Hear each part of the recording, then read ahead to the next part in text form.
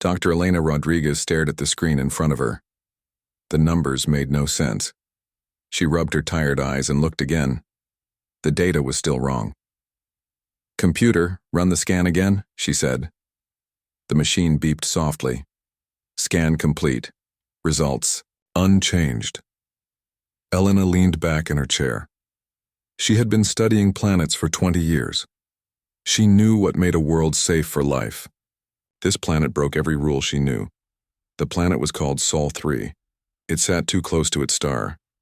The star was young and angry, shooting deadly rays into space. The planet's surface was covered in water that could freeze or boil depending on the season. The ground shook with earthquakes. Storms raged across the surface with winds that could tear apart buildings. But her instrument said something impossible. There was life on this world. Not just simple life like bacteria. Complex life. And even more shocking, there were signs of technology. "Elena, what are you doing here so late?" She turned around. Jake Morrison walked into her lab. He was the ship's communication officer. His shift had ended hours ago. "Jake, look at this," Elena said. She pointed at her screen. "Tell me what you see." Jake walked over and squinted at the display. "Looks like a planet. Pretty blue and green. Kind of like the pictures of Centauri Prime. Look at the classification data." Jake read the numbers out loud. Class 13 Deathworld, extreme solar radiation, unstable geology, toxic atmosphere in some regions, temperature variations beyond safe limits. He stopped reading and looked at Elena. "So what's the problem?" "It's just another dead rock." "Keep reading." Jake looked back at the screen. His eyes went wide. "Wait. This says there are radio signals coming from the surface. That can't be right." "That's what I thought. But I've checked everything 3 times. There are definitely artificial signals coming from that planet." Jake sat down hard in the chair next to Elena. "You're telling me there's intelligent life on a Class 13 death world? It gets worse. Look at the atmospheric data." Jake scrolled through more information. 21% oxygen. That's way too high. One spark and the whole atmosphere would catch fire. And look at this nitrogen level. How do they breathe? Elena nodded. "The atmosphere should be poisonous to most life forms we know, but the signals keep coming. Someone down there is using technology." The door to the lab opened again. Captain Vexitar walked in. He was tall and thin with blue skin and 4 arms. His species, the Zephyrians, came from a calm world with gentle weather and soft breezes. "Dr. Rodriguez, why are you still working? Your shift ended 6 hours ago." Elena looked up at her captain. "Sir, we have a problem with Planet Sol 3. Captain Vexitar walked over to look at the screen. His large black eyes scanned the data quickly. "I see no problem. It's classified as a Class 13 death world. We mark it as uninhabitable and move on. But, sir, there are radio signals." The captain's forearms moved in what Elena knew was the Zephyrian sign for confusion. "That's impossible. No life can exist on a world that hostile."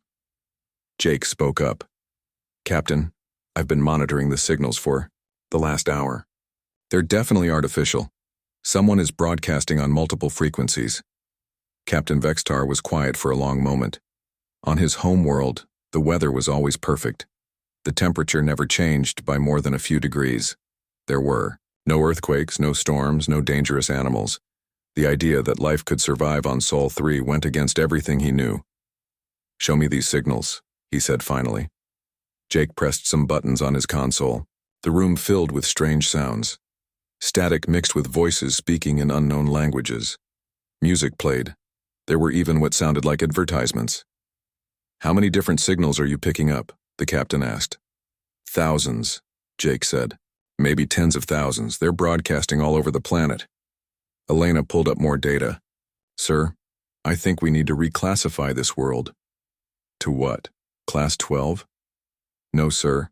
I think this might be a Class 14. Both Jake and Captain Vexitar stared at her. Class 14 was theoretical. It was supposed to be a world so dangerous that complex life was completely impossible. "Elena," the captain said slowly, "Class 14 worlds don't exist.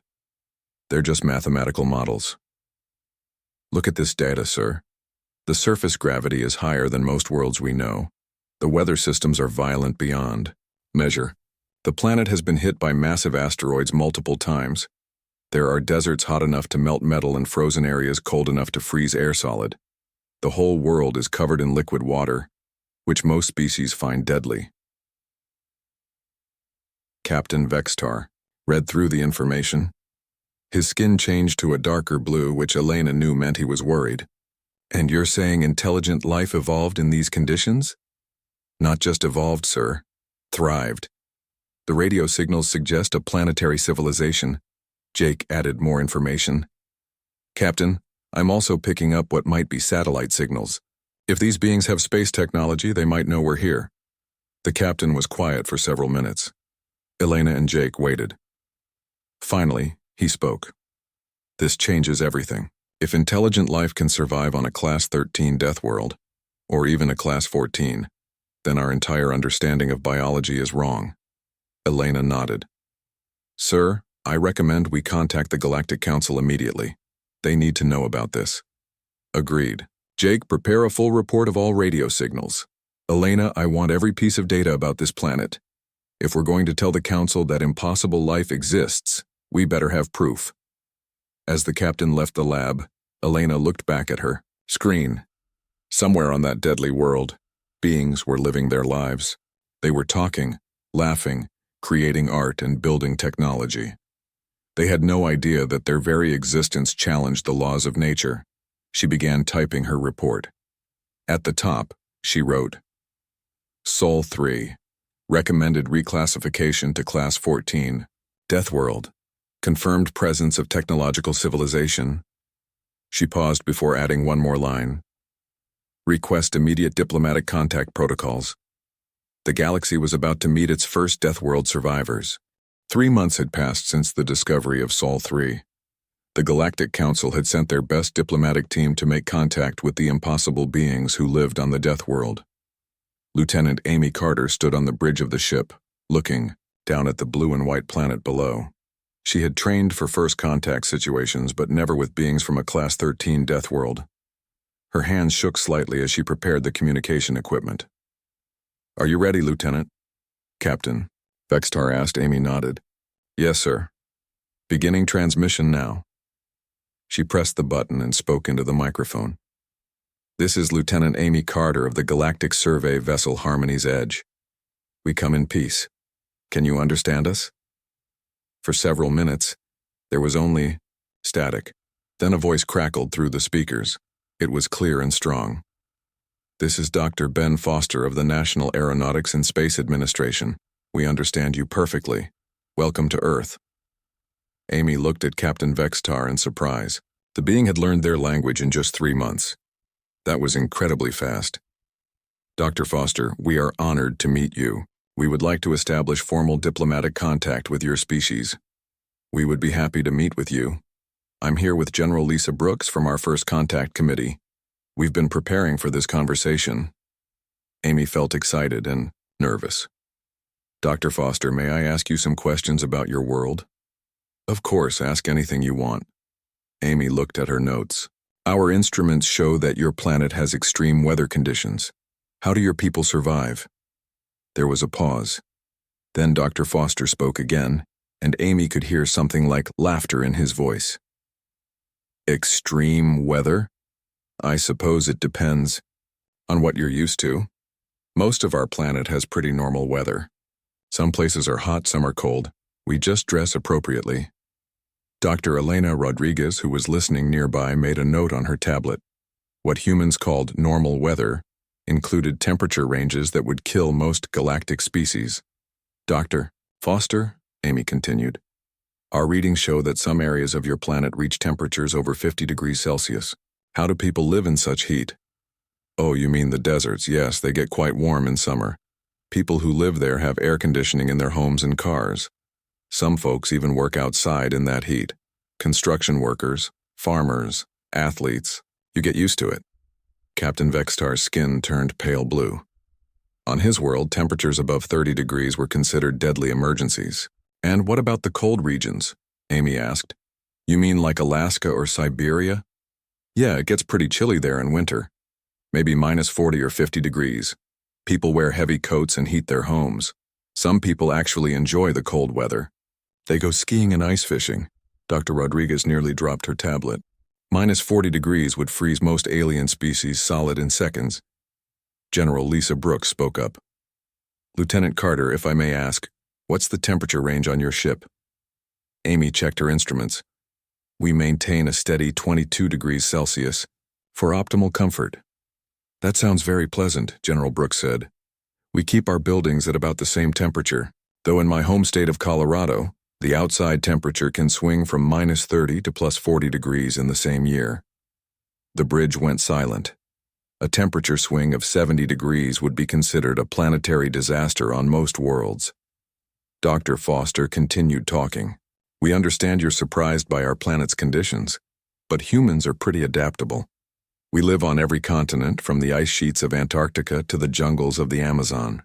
Dr. Foster, Amy said carefully, our records show that your planet has frequent seismic activity, earthquakes and volcanic eruptions. How do you deal with such disasters? Well, we build our structures to withstand earthquakes in areas where they're common. When volcanoes erupt, people in the danger zones evacuate. It's not ideal, but we manage. Some of the most beautiful and fertile places on Earth are near active volcanoes. Captain Vextar moved his forearms in the gesture of extreme disbelief. These humans live near active volcanoes by choice. Dr. Foster, may I ask about your planet's history? Has your species always lived in these conditions? Oh yes. Humans evolved here over millions of years. We've survived ice ages, asteroid impacts, supervolcanic eruptions, massive floods. Our ancestors lived through some pretty tough times. Elena looked up from her notes. These beings had not only survived extinction-level events, they had thrived through them.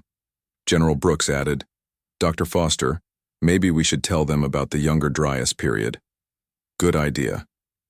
Lieutenant Carter, about 12,000 years ago, our planet went through a sudden climate change. Temperatures dropped rapidly and much of the northern hemisphere was covered in ice. It lasted for over 1,000 years. Human civilization not only survived, but that's when we developed agriculture. Amy stared at her screen. You developed advanced technology during an ice age. That's right. Harsh conditions tend to make humans more creative and cooperative. Some of our greatest advances have come during difficult times. Dr. Rodriguez whispered to Captain Vextar. Sir, I think we need to completely revise our understanding of adaptive evolution. The captain nodded slowly. Dr. Foster, if I may ask, what do humans do for recreation? There was another pause. Then, what sounded like laughter from multiple humans. Well, let's see. People enjoy hiking in the mountains, swimming in the ocean, rock climbing, skiing down steep slopes. Some folks like to jump out of perfectly good aircraft with parachutes. Others enjoy camping in the wilderness with just basic supplies. The Bida bridge crew looked at each other in shock. These humans did dangerous activities for fun. General Brooks added, many humans enjoy competitive sports. We run marathons, play contact sports like football and hockey, compete in martial arts. Physical challenges help us stay strong and healthy. Captain Vextar sat down heavily in his chair. Dr. Foster, General Brooks, I must ask, do humans consider your planet to be a dangerous place to live? There was a long pause. Then Dr. Foster spoke, and his voice was gentle and patient. Captain, I think there might be some misunderstanding. Earth is our home. It's the only world we've ever known. Yes, there are dangerous places and dangerous weather, but there are also safe places. Most humans live comfortable, peaceful lives. We've learned to work with our environment, not fight against it. General Brooks added, from what we understand of other worlds, Earth might seem extreme to you, but to us, this is just life. We don't know any other way to be. Amy realized something important. These humans weren't suffering on their death world. They were thriving because of it. Earth had made them strong, adaptable, and creative. Dr. Foster, General Brooks, we look forward to learning more about humanity. Would it be possible to arrange a face-to-face meeting? We would be honored, Dr. Foster replied. We've prepared a landing site in Colorado. The weather there is quite mild this time of year. As Amy signed off the communication, she wondered what humans considered mild weather. Based on what she had learned, it could be anything from freezing cold to burning hot. Captain Vexitar looked at his crew. Prepare for landing procedures. And everyone pack your environmental suits. We're about to visit the most dangerous inhabited planet in the galaxy. The alien shuttle landed in a field outside Denver, Colorado. Dr. Maya Patel stepped out first, wearing a full environmental suit. The suit monitored the air, temperature, and radiation levels. Warning lights blinked on her helmet display. Atmospheric. Pressure within acceptable range, she said into her radio. Temperature is 18 degrees Celsius. Solar radiation levels are elevated but manageable with suits. Captain Vexitar followed her out of the shuttle. His suit was larger to accommodate his 4 arms. Remember, everyone stays in full protective gear at all times. This planet's environment is still classified as deadly. Dr. Elena Rodriguez was the last to exit. She carried multiple scanning devices to study the local environment. As soon as she stepped onto the grass, her instruments started beeping wildly. Captain, the soil is alive, she said with wonder. There are millions of microorganisms per gram of dirt. The biodiversity readings are off the charts. A small group of humans waited nearby. They wore simple clothes with no protective gear at all. Dr. Steve Collins stepped forward with a smile. He was a tall man with gray hair and kind eyes. Welcome to Earth, he said. I'm Dr. Steve Collins, and this is Commander Ryan Torres. Commander Torres was shorter and more muscular. He had dark skin and looked very relaxed, despite standing in what the aliens considered a hazardous environment. Thank you for meeting us, Dr. Patel said through her suit's speakers. We are honored to visit your world. The honor is ours, Dr. Collins replied. We've prepared a gentle introduction to Earth's environment. Commander Torres will take you on a short nature walk. Captain Vexitar looked alarmed. A walk? In this environment? Commander Torres grinned. Don't worry, Captain. We'll stick to the safe trails. Rocky Mountain National Park is just a short drive from here. It's one of our more peaceful locations. The humans led them to several large vehicles. Dr. Patel noticed that the vehicles had no protective shielding from the environment. The humans simply opened the doors and climbed inside. Aren't you concerned about atmospheric contamination? Dr. Patel asked. Dr. Collins looked confused. Contamination? The air here is quite clean. Denver has some of the freshest air in the country. As they drove toward the mountains, Elena watched the landscape through her suit's camera. The environment looked beautiful, but deadly. The sun blazed overhead with no atmospheric filters to block the radiation. Plants grew everywhere without protective domes. Animals moved freely in the open air. Dr. Collins, she said, how do these animals survive the solar radiation? Solar radiation? You mean sunlight? Well, most animals have fur or feathers for protection. Humans use sunscreen if we're going to be outside for long periods. Some people just tan. They deliberately expose themselves to radiation for cosmetic purposes? Captain Vexitar asked. Commander Torres laughed. Some people spend hours at the beach just to get a good tan, though we do warn people about overexposure. Too much sun can be harmful. They arrived at the park entrance. Dr. Patel's suit immediately registered that they were now at higher altitude. The air pressure dropped and oxygen levels decreased. Commander Torres, she said, the atmospheric pressure here is dangerously low. How do people function at this altitude? We're only at about 2,400 meters above sea level. It's pretty comfortable. Some people need a day or two to adjust when they first arrive, but most folks don't have any problems. Captain Vexitar checked his instruments. At this altitude on most worlds, emergency life support would be required. They began walking on a paved trail. Commander Torres moved easily, breathing normally. The aliens struggled to keep up even with their powered suits assisting their movement. This is a very easy trail, Commander Torres explained. We bring families with small children here all the time. The real hiking trails are much more challenging. Dr. Patel stopped to catch her breath. Her suit was working hard to keep her alive, in the thin air. Commander, what do you mean by challenging trails? Well, some trails go up to 4,000 meters or higher. Those require more preparation and experience. People train for months to climb the really tall peaks. And humans do this voluntarily? Elena asked. Oh yes. Mountain climbing is very popular. Some people make it their life's passion. They travel all over the world to climb different mountains. They continued walking. Dr. Collins pointed out various plants and animals along the trail. Each one seemed adapted to survive in conditions that would kill most galactic species. Dr. Collins, Captain Vextar said, these life forms appear to thrive in your planet's extreme conditions. Extreme? I suppose everything is relative. These are pretty normal conditions for Colorado wildlife. You should see the animals that live in really harsh environments. Such as?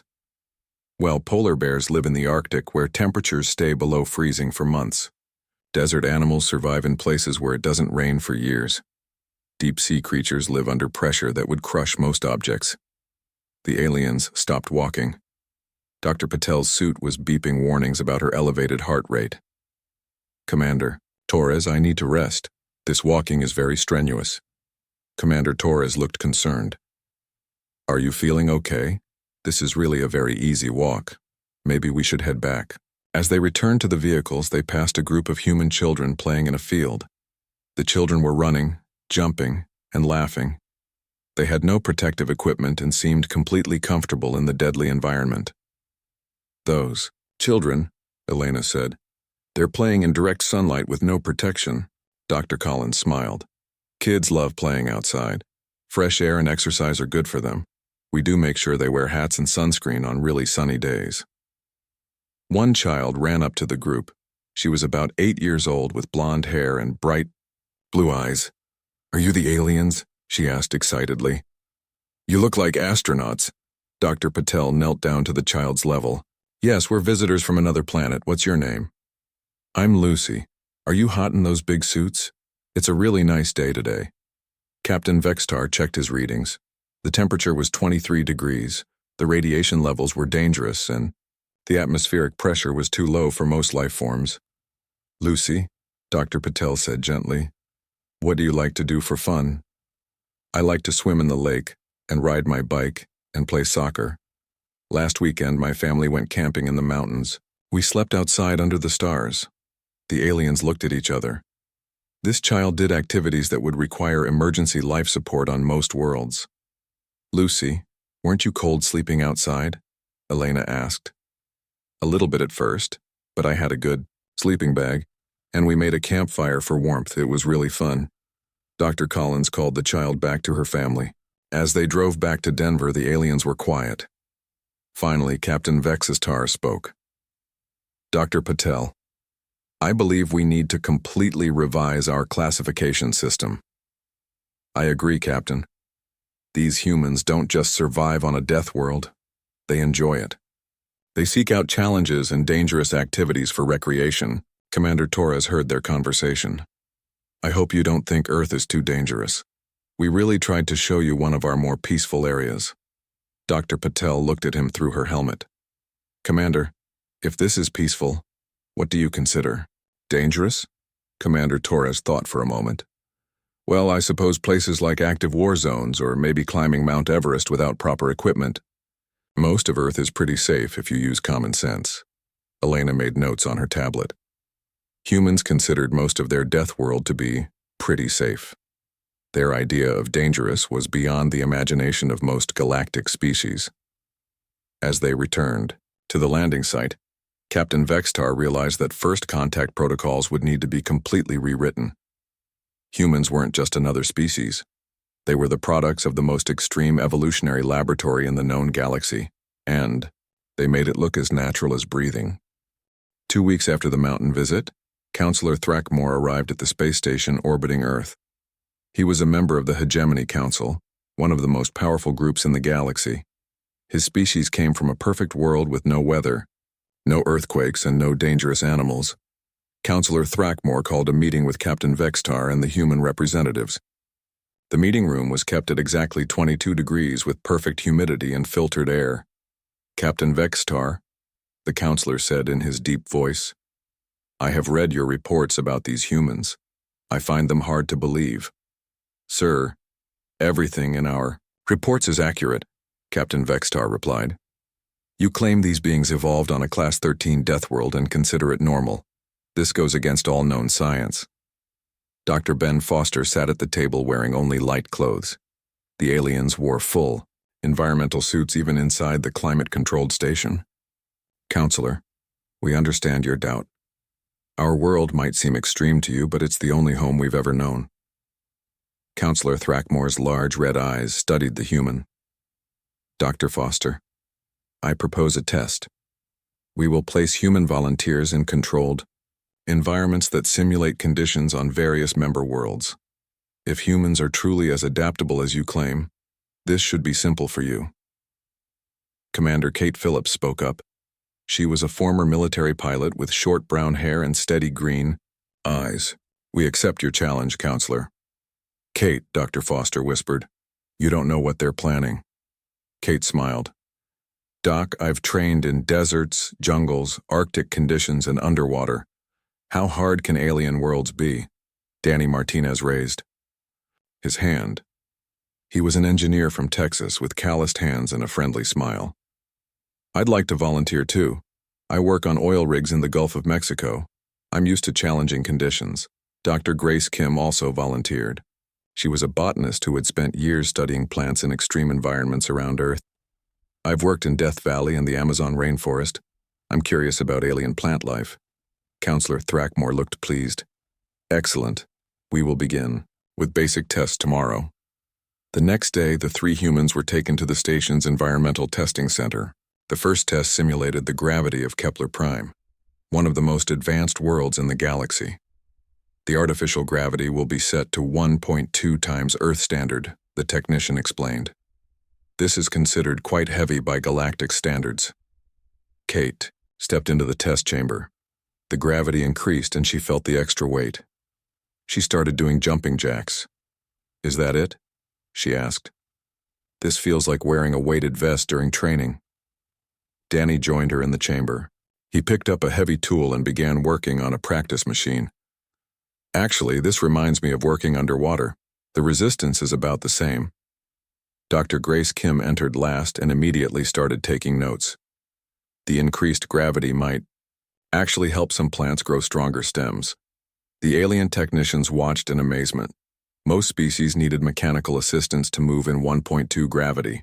The humans treated it like light exercise. The second test involved atmospheric pressure.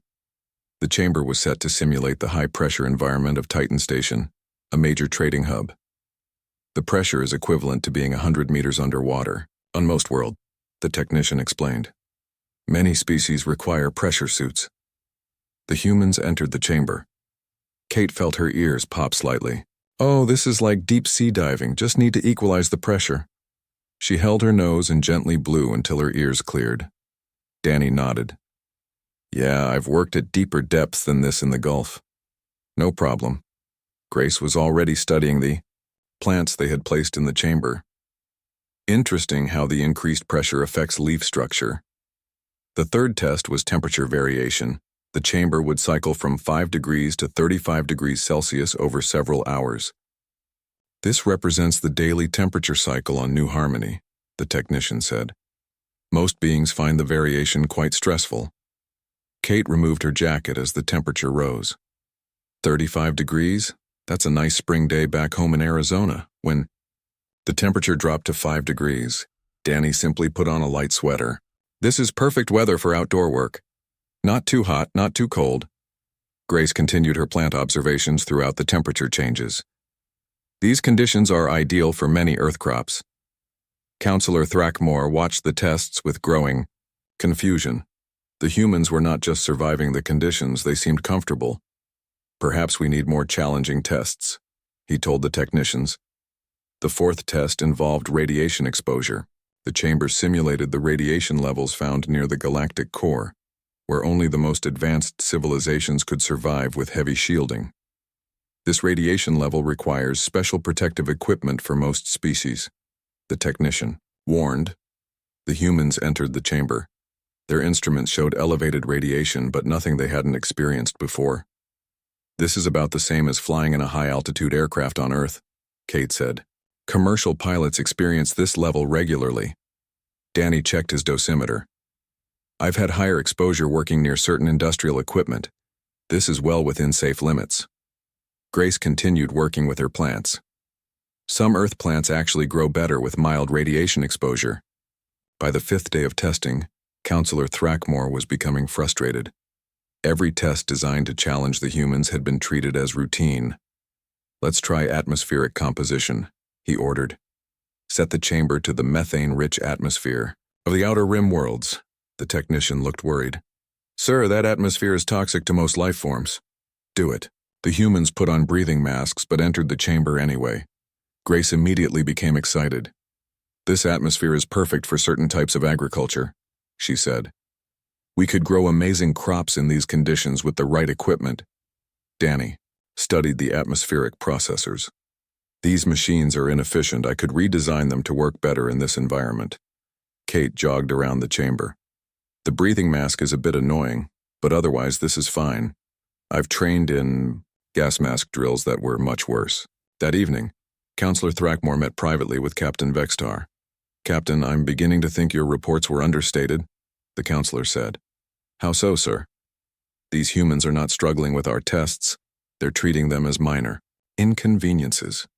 And that botanist keeps suggesting improvements to make the environments more productive. Captain Vextar nodded. Sir, I believe we've been approaching this wrong. We've been testing humans as if they were normal galactic citizens. But they're not normal. They're the product of a world that tried to kill them for millions of years. The next day brought the final test. The chamber was set to simulate emergency conditions during a space station failure. Low oxygen, high carbon dioxide, extreme temperature, fluctuations, and equipment malfunctions. This test has defeated every species we've tried, the technician said. Most beings require immediate evacuation. The 3 humans entered the chamber. Alarms immediately started blaring. Red lights flashed. The temperature swung wildly. Kate took charge immediately. Danny, check the life support systems. Grace, monitor the atmospheric readings. I'll handle communications. Danny crawled through maintenance shafts that most species couldn't fit through. He worked with tools in near darkness, repairing systems by touch. Grace calmly took readings even as the atmospheric composition became dangerous. She found ways to improve air circulation using the plants in the chamber. Kate coordinated their efforts while maintaining radio contact with the control room. She stayed calm even when the oxygen levels dropped to what most species considered critical. After 6 hours, they had not only survived the test but actually improved the chamber's life support systems. Counselor Thrackmore stared at the results in disbelief. Captain Vextar, these beings didn't just pass our tests, they made our equipment work better. Yes, sir, I told you humans were unusual. Unusual? Captain, these humans have been unconsciously holding back during our tests. They've been trying not to make us look bad. Captain Vextar realized the counselor was right. The humans had been polite and careful not to seem too capable. Kate emerged from the test chamber with a smile. That was fun. It reminded me of survival training, except easier because we had tools. Danny wiped grease from his hands. The equipment design is pretty good, but I made some modifications that should improve efficiency by about 30%. Grace held up her notebook full of observations. I discovered 3 new ways to optimize life support using biological systems. Counselor Thrackmore looked at the 3 humans. They had just completed tests that would challenge the most advanced civilizations in the galaxy, and they looked like they had enjoyed themselves. Humans, he said slowly. I believe we need to discuss reclassifying your world. Kate looked curious. Reclassify it how? To Class 15. A new category we may need to create just for Earth. The emergency alarm screamed through Kepler Station at 3:47 in the morning. A massive solar flare from the nearby star had damaged the station's main shielding array. Radiation levels were climbing rapidly throughout the station. Captain Vextar rushed to the command center. His crew was already evacuating to the shielded emergency compartments deep inside the station. The radiation meters showed deadly levels in the outer sections. How bad is it? He asked his chief engineer. The main deflector array is completely offline. We have maybe 6 hours before radiation exposure becomes fatal for the crew in the safe zones. 12 hours before the station's hull fails completely, Doctor. Elena Rodriguez ran into the command center. She was not wearing a radiation suit. Captain, the humans are asking permission to go outside and fix the deflectors. Outside? In this radiation storm? That's suicide. Sir, Commander Phillips says they've handled worse during solar storms on Earth. Captain Vextar looked at the radiation readings again. The levels outside would kill most galactic species in minutes. Bring me the humans. I need to speak with them directly. 5 minutes later, Kate Phillips, Danny Martinez, and Grace Kim stood in the command center. They wore standard work clothes and looked completely calm. Commander Phillips, Captain Vextar said, our instruments show lethal radiation levels outside the station. Even our emergency repair drones are failing. Kate glanced at the readings on the wall display. Captain, these levels are high, but manageable. We've worked in similar conditions during solar storm season on Earth. Solar storm season? Dr. Rodriguez asked. Danny nodded. Every 11 years or so, our sun gets really active. Solar flares knock out satellites and create radiation. Storms workers still have to go out and fix things. Grace added. The radiation levels here are about the same as what astronauts experience during spacewalks near Earth during a solar storm. Captain Vextar stared at them.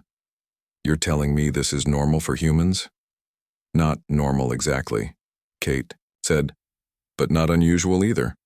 We'll need to work in shifts to limit exposure, but it's definitely doable. The captain made a decision that went against every safety protocol he knew. Very well, but I want constant monitoring of your vital signs. The 3 humans suited up in standard EVA gear. The alien crew watched nervously as they prepared to enter what everyone else considered a death zone. Kate checked her equipment one final time.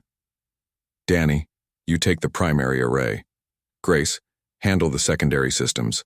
I'll coordinate and handle any unexpected problems. They cycled through the airlock and into space. The solar storm raged around them, invisible but deadly. Their radiation badges immediately began changing color. Kate to command. Her voice crackled over the radio. We're outside. Radiation levels are elevated but stable. Beginning repair procedures. Danny floated toward the main deflector array. The massive structure was twisted and sparking from the solar flare impact. Wow, this thing took a real beating, but I can fix it. Grace moved to the secondary systems. Even in the radiation storm, she was taking scientific readings. The electromagnetic effects are fascinating. This storm is actually more organized than the ones we see on Earth. Dr. Elena Rodriguez monitored their vital signs from the command center. Captain, their heart rates are normal. No signs of radiation sickness. How is that possible? Captain Vextar asked. I think humans have natural resistance to radiation that we don't fully understand. Outside, Danny was already deep into the repair work. He disconnected damaged components and installed replacements with smooth efficiency. Kate, the main power coupling is fried. I'm going to reroute through the backup systems. Copy that, Danny. Grace, how are the sensors looking? Grace was inside a maintenance hatch working on delicate instruments while radiation poured around her. The sensors are mostly intact. Just need to recalibrate after the electromagnetic pulse. 2 hours into the repair, mission control on Earth. Joined the communication channel. Dr. Ben Foster's voice came through clearly. Kate, this is Houston. We're tracking the solar storm from down here. How are you holding up? Hi, Ben. We're doing fine. This storm is actually smaller than the one that hit the International Space Station last year. Captain Vextar interrupted. Dr. Foster, are you saying humans regularly work in these conditions? Well, not regularly, but when necessary.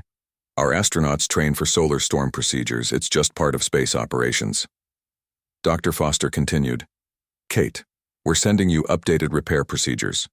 Our engineers have been analyzing the alien technology. Thanks, Ben. Danny, are you getting this data? Danny's voice came back cheerful despite working in lethal radiation. Got it. These modifications will actually make the deflector array about 40% more efficient. 3 hours into the repair, Grace made an unexpected discovery. Kate, I'm reading some interesting energy patterns in this storm. What kind of patterns? I think we can actually use the storm's energy to boost the station's power systems, if we modify the collectors properly. Captain Vextar listened in amazement. The humans were not just surviving in the radiation storm, they were finding ways to improve the station's capabilities. 4 hours later, the repairs were complete. The deflector array came online with a low hum. Radiation levels inside the station immediately began dropping. Kate to command. Her voice came over the radio. All repairs complete. The station is fully protected. Danny made some improvements to the power efficiency, and Grace installed energy collectors that will help during future storms. The 3 humans cycled back through the airlock. They removed their helmets and smiled at the alien crew waiting for them. "How do you feel?" Dr. Rodriguez asked, scanning them with medical instruments. "Pretty good," Kate replied. "A little tired from the EVA work, but nothing unusual." Danny stretched his arms. "That was actually easier than some of the deep water repairs I've done in the Gulf." Grace was already studying her readings from the storm. "I got some amazing data about solar radiation effects. This will help us understand both our sun and yours better." Counselor Thrackmore arrived an hour later. He had traveled from the inner system as soon as he heard about the emergency. He found the humans in the station's cafeteria, eating dinner and discussing the repair work. "Commander Phillips," the counselor said, "I have read the reports of your repair mission. My engineers tell me you not only fixed the damage but improved our systems." Kate swallowed her food. "We just did what needed to be done, Counselor. Though, I have to say your technology is really well designed. It was pretty easy to work with." "Easy? You worked for 4 hours in radiation levels that should have killed you." Danny looked up from his meal. "Counselor, we really appreciate the concern, but this wasn't that bad. I've worked in more dangerous conditions installing underwater pipelines." Dr. Rodriguez approached their table with a tablet full of data. "Kate, I've been analyzing your exposure readings. According to our medical knowledge, you should all be dead." Grace smiled. "Dr. Rodriguez, I think your medical knowledge might need updating. Humans are tougher than your books say." Counselor Throckmore sat down at their table. "I have come to a decision. The Galactic Council will vote tomorrow on Earth's classification." "What are you recommending?" Kate asked. "Class 15, a new category for worlds that don't just challenge life but forge it into something beyond our previous understanding." Ben Foster's voice came over the communication system from Earth. "Counselor, we're honored by your consideration, but we hope this doesn't mean you think we're too dangerous to work with." "Quite the opposite, Dr. Foster. We're inviting humanity to join the Galactic Council as full members." Kate looked surprised. "Really? Just like that?" "Commander Phillips, in one day you've proven that humans can handle any environment we've encountered. More importantly, you make those environments better. The galaxy needs that kind of capability." The next day, the Galactic Council voted unanimously to accept humanity as members. Earth was officially reclassified as a Class 15 world, the first and only planet in that category. Dr. Maya Patel filed her final report from the space station. She wrote, "Humans do not survive on their death world despite its hostile conditions. They thrive because of them. Earth has created a species that views the impossible as routine and treats deadly challenges as interesting problems to solve." 3 months later, human work crews were helping repair and improve space stations throughout the galaxy. Earth's mild spring weather became a running joke among alien species, who needed environmental suits to survive what humans considered a pleasant day. Commander Kate Phillips stood on the bridge of humanity's first interstellar ship, looking out at the stars. The ship was heading to a newly discovered world that other species considered too dangerous to explore. "Kate," Danny called from the engineering station. "The radiation levels around that planet are pretty high. Should be an interesting place to visit." Grace looked up from her botanical research station. "I'm curious to see what kind of life evolved in those conditions." Kate smiled. As far as humans were concerned, the galaxy had just become a much more interesting place to explore, and for the first time in galactic history, the most dangerous worlds would have regular visitors who thought they looked like nice places to live.